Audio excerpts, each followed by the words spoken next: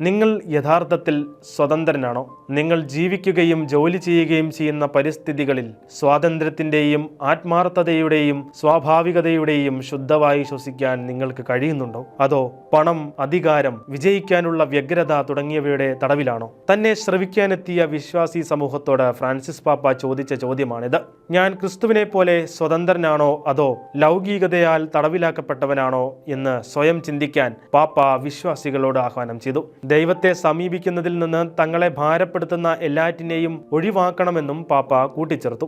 യേശു സമ്പത്തിന്റെ കാര്യത്തിൽ സ്വതന്ത്രനായിരുന്നു. അതിനാൽ ദാരിദ്ര്യവും അനിശ്ചിതവുമായ ജീവിതം സ്വീകരിക്കാൻ നസറത്ത് എന്ന ഗ്രാമത്തിന്റെ സുരക്ഷ അവിടുന്ന് ഉപേക്ഷിച്ചു. രോഗികളെയും തന്റെ സഹായം അഭ്യർത്ഥിക്കാൻ വരുന്ന ആരെയും അവിടുന്ന് സ്വതന്ത്രമായി സുഖപ്പെടുത്തി. ജനപ്രീതിയില്ലാത്തപ്പോൾ പോലും സത്യം പറയാൻ മടി കാണിച്ചില്ല. അധികാരവുമായി ബന്ധപ്പെട്ടും ക്രിസ്തു സ്വതന്ത്രനായിരുന്നു. പ്രശസ്തിക്കും അംഗീകാരത്തിനും വേണ്ടിയുള്ള ബന്ധത്തിൽ യേശു സ്വതന്ത്രനായിരുന്നു. പാപ്പ പറഞ്ഞു, ദൈവത്തിന്റെ സൗജന്യ സ്നേഹം നമ്മുടെ ഹൃദയങ്ങളിൽ നിറയ്ക്കാനും അത് സ്വയമേവ കവിഞ്ഞൊഴുകാൻ അനുവദിക്കുകയും ചെയ്യുന്നുവെങ്കിൽ നാം സ്വാതന്ത്ര്യത്തിൽ വളരുകയും അതിന്റെ സുഗന്ധം നമുക്ക് ചുറ്റും പടരാൻ ഇടയാകുകയും ചെയ്യുമെന്നും പാപ്പ പറഞ്ഞു.